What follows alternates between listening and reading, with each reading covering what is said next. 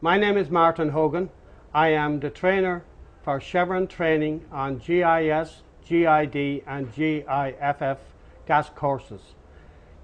In this segment we're going to test soundness testing on new pipework. For that we have to have the meter removed and the appliances off. First of all, we look at our gauge and we zero our gauge. So in other words, we have a bubble or meniscus and we will zero that at the bottom of the meniscus. Then we connect our hose,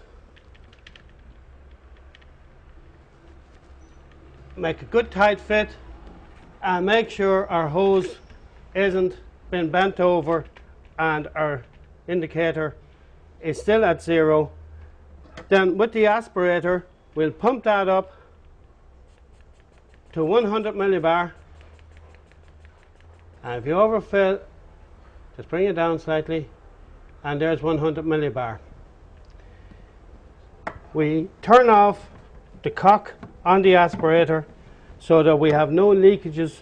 Since we're using air, has to stabilize. That means the temperature has to stabilize and we get no movement either up or down on the 100 millibar.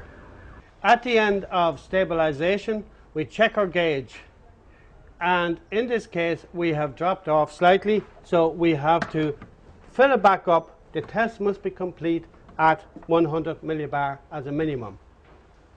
Okay, so we bring it back up to 100 and we give it 5 minutes test time. At the end of the test time we must still be holding 100 millibar or we don't have a complete soundness test. That means, in other words, we have a leak. You cannot have a leak on any pipework, new or old. At the end of the 5 minutes our test is held.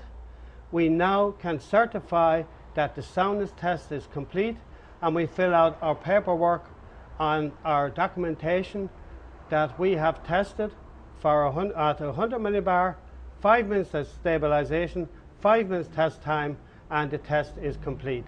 This is the most important part of all gasworks, that you're leaving a pipe that is going to be complete and is going to be sound. You cannot leave a gas leak.